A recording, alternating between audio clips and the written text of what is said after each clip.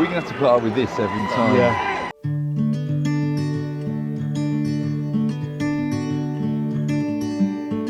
Last week, the Boas lost to Woodmansterne, which is no disgrace. They are, after all, favourites to win the league.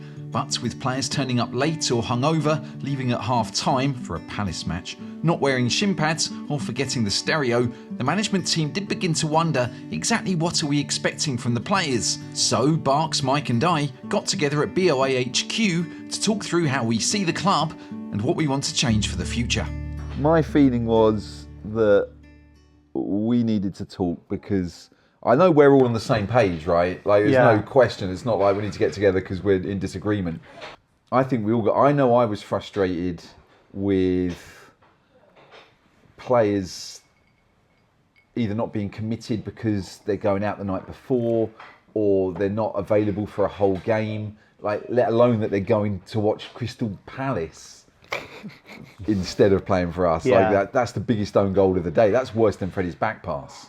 All right, okay, not literally. And the no shin pads was just crazy. We basically had a sin bin there because you didn't have shin pads on. Well, but that is the point, right? We lost had a player. No shin pads, so we're down a player. Theo's not wearing shin pads, so we could easily go down a player. We've got a player who's not turned up for kickoff because he's either hungover or because he's eaten something while out drinking. We've got the goalkeeper turning up late. There's so many. It's, like we said on Saturday, death by 1,000 cuts, mate. Yeah, I don't think you can put it any better than that because a lot of those things are things that happen in isolation. We're not too fussed about, but all of those things can spiral against us. I just think we're at that point. It's just another sort of rung of the ladder on our journey. Is where are we now? Where do we want to be? And a lot of that's on me, and a lot of that is the circumstances. For example, Sam told me he was going to Palace, and I either take him half a game or I don't. Yeah. Dom told me it was a wedding. I didn't think he'd be wearing sunglasses in the changing room, just to really emphasise the point you're hungover. Take a bottle of water and an electrolyte tablet in front of everyone as well. Do you know, like advertising it? But some of those things I knew, and I have to accept because of where we are. Yeah. So I can't blame the players. This is moving quicker than perhaps we thought to some extent. Yeah. We created a team, we want the team to be sustainable. Now these guys want to win.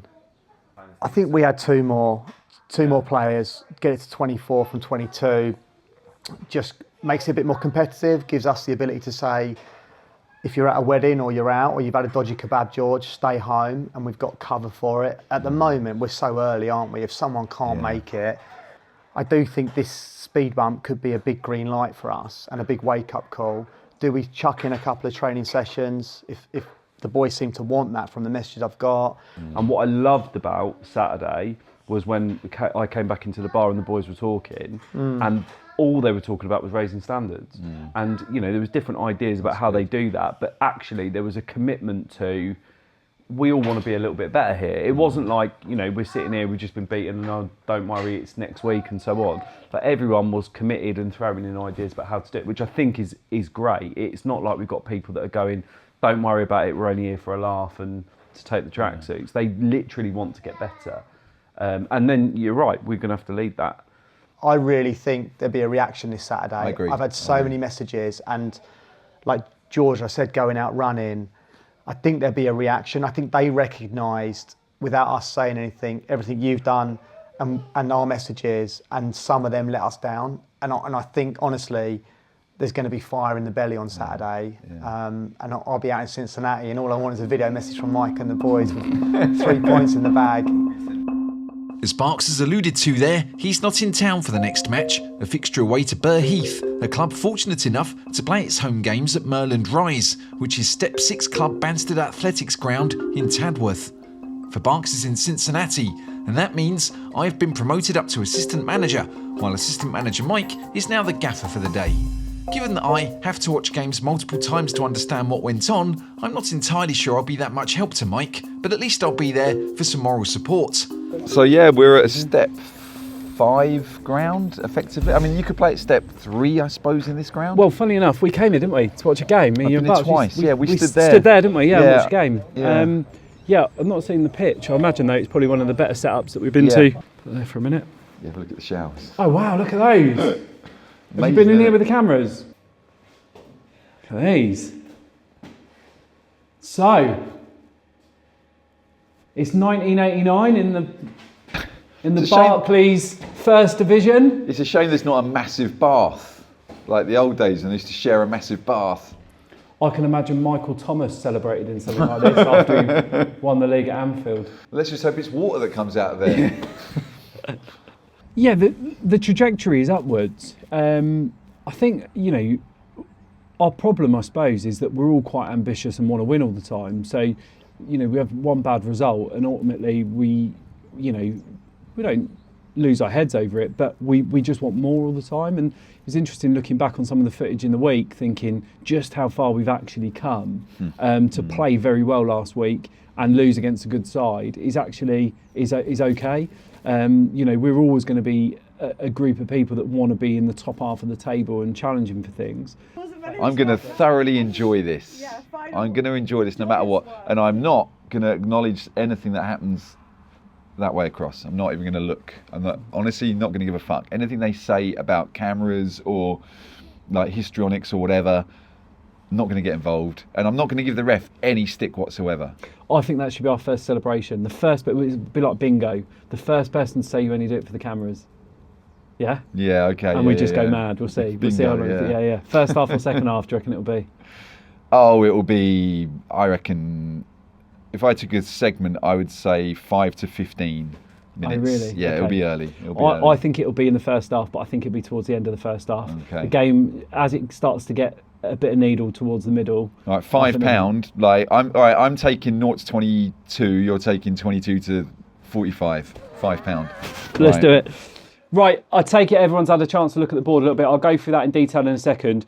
I want to start by apologising to you guys as well for a bit of last week.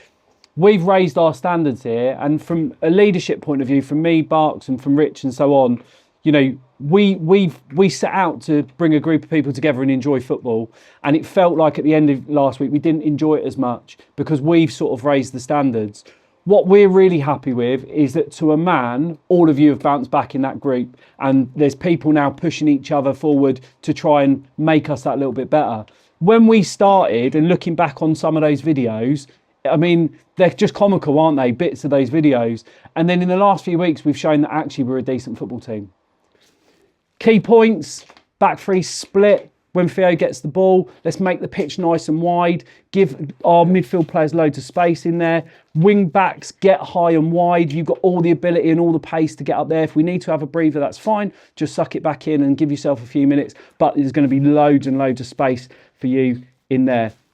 Midfield, Dan, you're probably always going to be sitting. Rem, you can get up and back. I like it. I really like us with you two in there, popping the ball off and having that little triangle.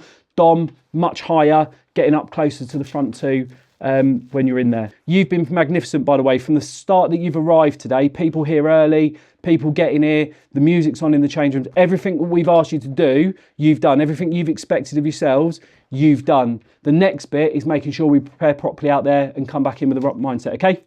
Let's go, boys. Broady. Yeah, right. Next one, Broady. Broady, what we doing? Chickens or what? Feed the chickens. So we were founded last year. I had an idea with two of my friends to start up a Saturday League team because myself and my friend Frankie, we were playing Saturday League football for Woodmansterne. Sort of had enough of it and decided to go our own way and make our own club. So this is where we're at now. We came second in the league by a point, got promoted, and we won the cup, which was brilliant, like a great day out. A lot of my friends and people that I know have always played football at a decent level. But a lot of the boys, similar to you guys, they fell out of love with the game. So I thought, right, let's try and get the boys together. There was a bit of doubts at first. Was it going to happen? When you start something new, it's hard to gain everything, but we got everyone together. A lot of boys committed, and then we just had interest through the season. Right. Boys wanted to come down that played at a better level. They were like, oh, we like what's going on here. So we were lucky in that sense, and we got rolling. Our expectations, yet again, just to show up every week, give it 100%. That's all I can ask from them. I know they've got the ability. I know these leagues. I've played in them for a few years. Right. If they show up, give it 100% every week, we'll be okay. I'm not setting any expectations because I think coming off the back of the first year that went so well, everyone's thinking we can do it again. But if we don't think about it like we didn't last year, it can happen. You know, last year we were talking about winning the league. Right. We didn't win it. We got promoted, which is still unbelievable. But you start talking about these things and everyone starts thinking a bit too much about it. So I thought, right, let's just set up my own club and see where I can take it. I enjoy football, it's my life, I love it. So, yeah, I didn't think I'd be here in the sense of now we're at Banstead Athletic, pitch sharing with them. It's brilliant. And I'll give a big shout out to Banstead Athletic for having us. It's unbelievable, but no, I didn't think I'd be here. We're standing out here. Quick start, boys! Maybe I'll Dino it. Yeah, that's yeah. I'm going to Dino it. Well, this does feel awkward, me commentating on me. This is by necessity rather than choice, I hope you realise. But can I help Mike get the Oppo shape down? Not really, if I'm honest. Definitely a 4, right? Yep. 4-5-1. 4-2-3-1. Okay, now, yeah. Heads up. Unlucky, You're Dan. right, you're Unlucky. 4-2-3-1, I think. I concur, Doctor. This is the same ref as last week, and the very last thing he did was book a player for being a little overzealous in the tackle. Great Good tackle. Great tackle. Ref was great. It was a good tackle. Ben when he sent that guy off last week. My God, this really is weird editing this. Anyway, I just asked Burgh Heath gaffer Hayden about his system, and it appears that Mike and I might have been overthinking things. To be fair with you, we haven't got a formation. I look at who I've got. I feel like doing this today. Yeah, well done by the way. Case is miles off by the way, mate. Whatever they're doing, it's not stopping the Boas from passing their way into the Burgh Heath box. That's it. Finish! Offside. Yeah, he's off. Remy's offside that time, but the lads are passing well in the long grass.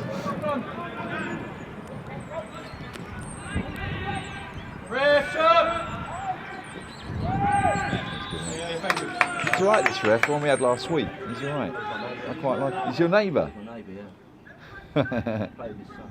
Amazing.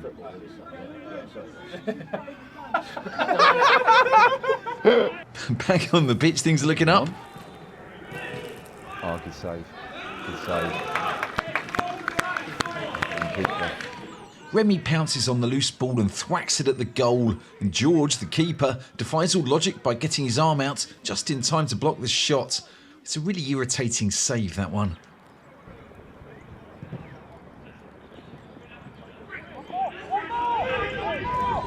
The game is bounding from one end to the other, and Leo finds himself with a chance to let fly. The Heath are edging the game on points right now as they spread the ball about and press hard in midfield.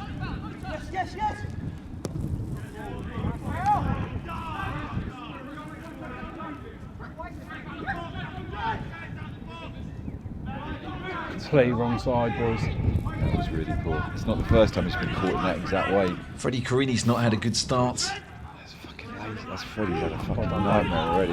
The youngster gets clattered by big Wills, and that's probably not going to help his cause. We're 10 minutes in and the Boas are getting back on the ball. Charlie Sharp gives Dan Wright a chance to act like he's in one of those dreams where you can't move your legs properly. Get on that, get on that. Oh, Dan. Someone come across, Dom, well done. Charlie back in.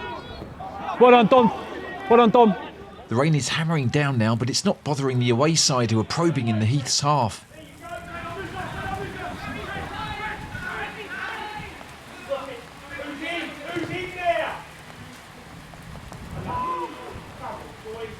That's it. Oh, God, me.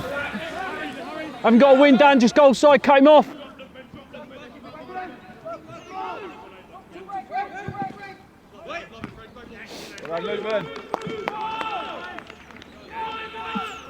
Burgh Heath are having a bit too much joy against our midfield, and star player Danny Potter is hoping the management team can find a way to change that. George, just drop in as almost a 10 in here, just to give us an extra man at the top there. Just tell Dom as well, Could go to like a box there, okay? Leaves Harry on his own a bit up there, which we were trying to avoid, but It's better than getting overrun. well, I'm tempted to go with what Danny says, is he's a far better footballer than me. I am trying to contact Cincinnati to let Barks know what's going on. Barks is on my case. Ask him what's going on. Yeah. I said, oh, we're doing some sort of box thing. He goes, what was it, 3-6-1 now? Like, I don't really know. I think so, it sounds about right. We've dropped attacker George back to pin down their spare midfielder and create something of a midfield box, I think. Although it now seems Burgh Heath gaffer Hayden is trying to counter that plan. Decent ball. Whatever the Heath are doing, it's not working.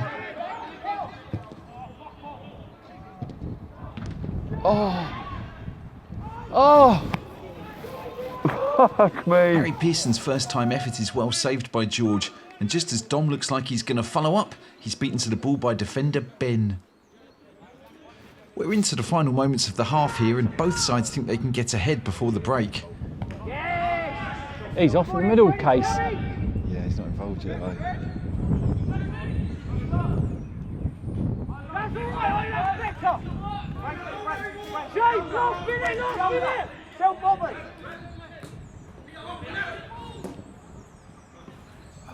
It's worked out.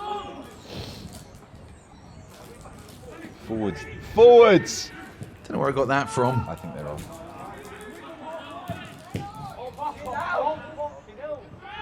Ref! Danny Potter finds space to run into. This could be the opener at last. Finish! It's a late challenge, isn't it? Was that not a late challenge? No, not really. Thought it was at the time. It's the very last action of the half, and George is very frustrated with himself. You all okay? Yeah? Just relax. Brilliant start, lads. Knocking the ball around. The only way I see us losing this game is by a mistake that we make. And that's the only thing. They've got a long ball over the top with the guy there. We'll talk now. I know Daniel pointed out as well. We're going man for man in some areas and stuff like that, and we're leaving ourselves a little bit exposed in areas which I'll go through in a second. But it's been brilliant. I mean, me and Rich are sitting there, hands in our heads, like in a good way, going, it could be 4-0, couldn't it? That we've had the chances. We're moving it around. They're literally reacting every 2 minutes to what we're doing. Okay, we're sitting there listening to all their changes that they're making to try and cope with what's going on, because they can't cope. And we just have to figure that out a little bit and be patient as well.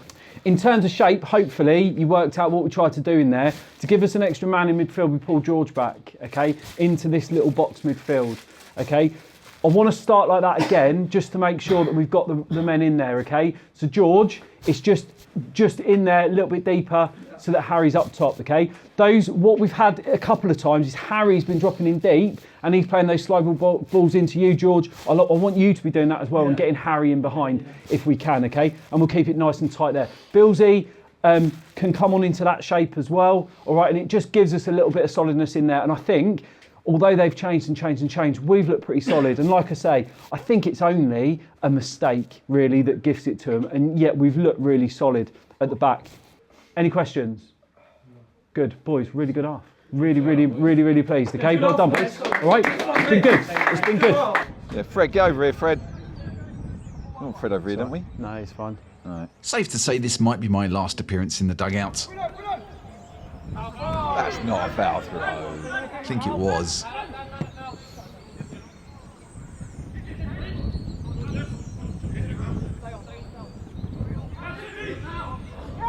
The Boas have been pretty solid defensively, in part thanks to Lukeman, who's been a colossus back there. Well done, Lukeman. Well done. Well done, Lukeman. He's had a great game. The game is fairly evenly balanced, with the Heath being a little more direct in their approach play. What was he doing, Theo? Get back in your goal.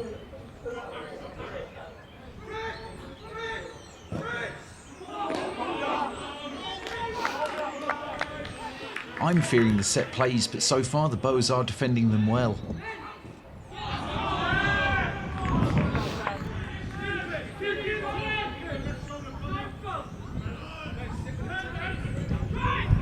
Oh, yes. We're beginning to find some space in the middle, and then Remy is taken out by a late challenge.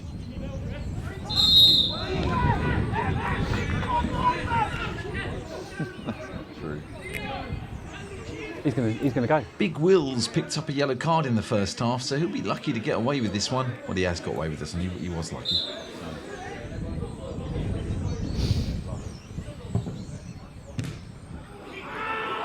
It's in the sun.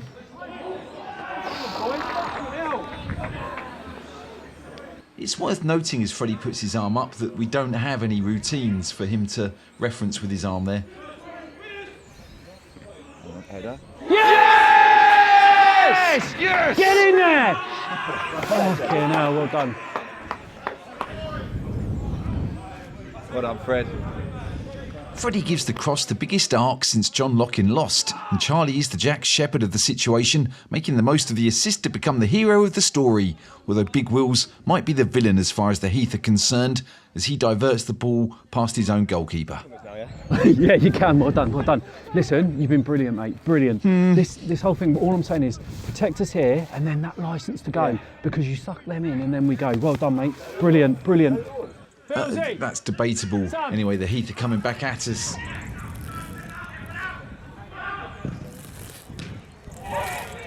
Now it's time to hear from Barks. Love that bit. We're really patient in possession now. They're going to have to come out. They're going to be chasing. Space will open up in behind. We can be really patient in possession now. Cross that middle third out to the wing backs back through. Draw them out and then go for the kill. Get back in your goal. Get back in your goal should be tattooed to his eyelids. Barks is saying we need to go for the kill by drawing them out, keeping possession, slowing it down, let them come at us. That's why I put Billsy in there, just so we can try and keep the ball a bit more. Freddie again goes for the one arm aloft signal, despite the fact that A, we don't have any signals planned, and B, he delivers a completely different corner. Back post. Oh, good save, Pete. Who knows what one arm's going to mean this time? Oh wow, where's that going? The Boas are maintaining possession here. We don't have to do the Barks counter-attack plan. We're all over them. Go on. We'll go over there. Back in there, back in there. Well done, Haz. He's nowhere near offside. Great ball. That's my guy at the back stick.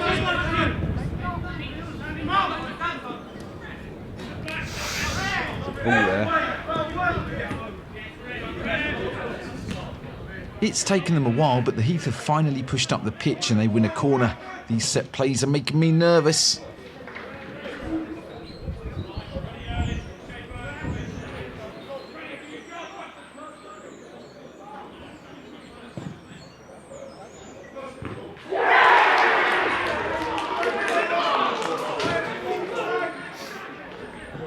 I have no idea if we are marking zonally or man for man here. I probably should, but either way, Dom and Freddie haven't managed to get goal side of Jamie Watson, who powers a header unchallenged straight past Theo.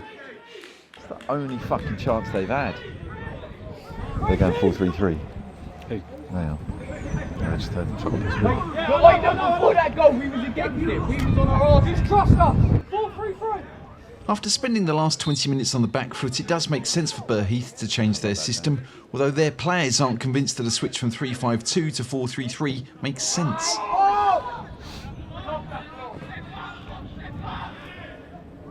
Callum's late challenge is a painful one for Charlie as he kicks the bottom of his opponent's boot. Fuck, we got the medical bag. Is that still inside? Where's the medical bag? Fucking inside. It would appear that we left the physio bag in the dressing room, not that there's anything in it. Let's spray some water and use an ice pack. Yes. Have a drink. Where is it? Where is it? Just wait there for a sec. George is going to get it. They've gone 4-3-3. The option here is to go 4-2-3-1. What do you reckon?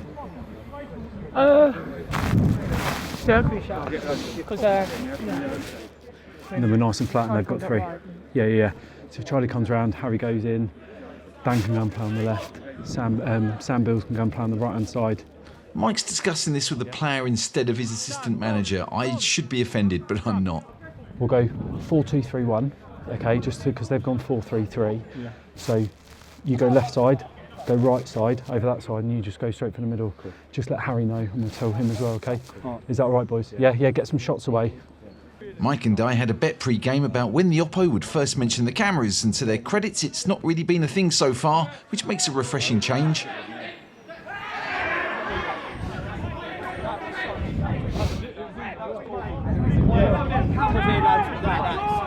Oh, mate, second half. It was the second half. Oh, damn. No. Mate, we have a little bingo for the first one to talk about the cameras. I don't care. I'm saying that dive there. That is like, you know, when you said to me about that We don't encourage that, Hayden. Just to be clear, we don't encourage that. Thing is, I don't want to have to cut it out because I don't want you thinking, oh, they don't even show it. I'll have to show it. It's not exactly a dive, but I can see Hayden's point. Anyway, we don't need a penalty because we've got all of the possession, and if there's one thing I've learned in all these years of bunch of amateurs, it's that possession equals wins, right?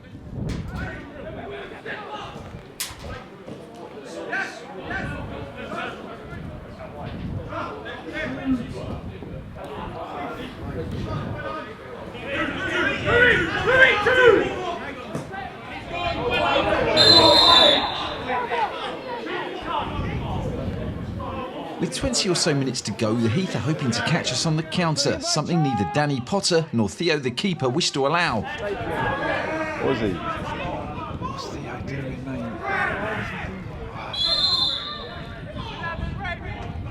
No, that is based on the tackles. Nobody will be surprised to learn that Theo argued his case after the game. But if you leave the floor like that with this referee, you will get booked.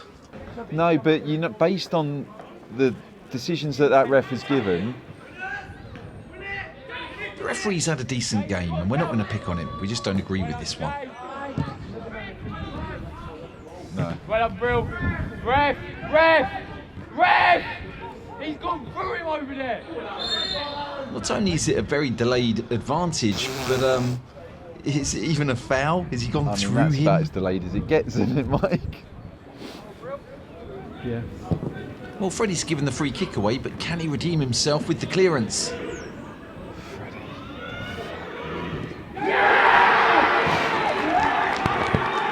we going to have to put up with this every fucking time?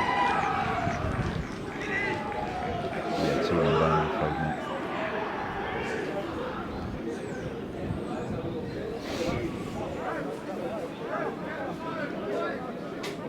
Yeah, you'll be glad you're not here because they're celebrating like they've won the World Cup. Brillo makes the most of some really shoddy defending, tucking the ball away to give Burgh Heath the lead with a little over 10 minutes left to play. It's a sucker punch for a team that's been on top for most of the second half. The Boas are not broken by the goal, instead they're mad keen to go find the equaliser they feel they deserve.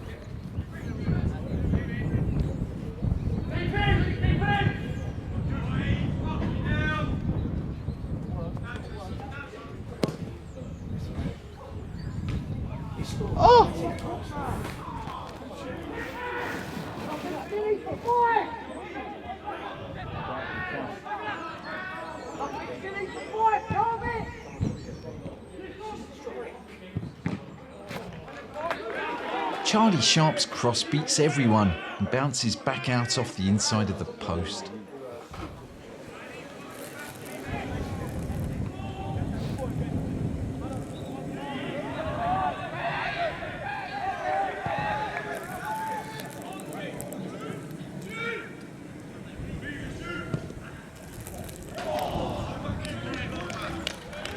With only a minute or two of normal time remaining, Brillo looks to put a free kick in the box and potentially end the contest, but it does mean the Heath have committed a few players forwards.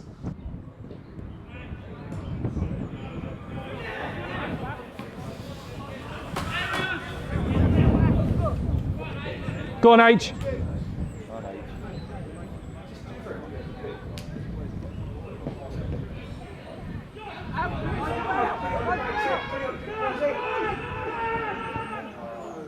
Sam Beals hits a Dan Buster's style drive that the keeper lets go, but the bouncing bomb cannons back off the post. There's barely enough time for us to find another chance to level the scores. Harry Pearson drives forwards, sets up George Broad, the ball falls loose. Oh! Keeper, fair play. Fair play. It's a fucking save. What a save.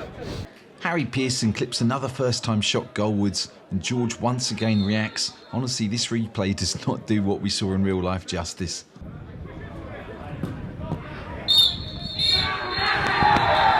Well done, mate. Well done, well done. Yeah, you too, mate. Well done. Well done, mate. It's a good game. It's a good game. Well done, lad.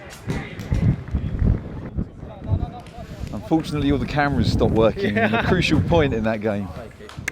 Thank you for watching Bunch of Amateurs. You can support us by hitting the like button and subscribing. You could watch an extended version of this episode. You'd get to see my post-match team talk, which is a bit weird. Thank you for all of your support this year. We're going to be back with tons of exciting stuff over the next few weeks, so please tell your friends about us.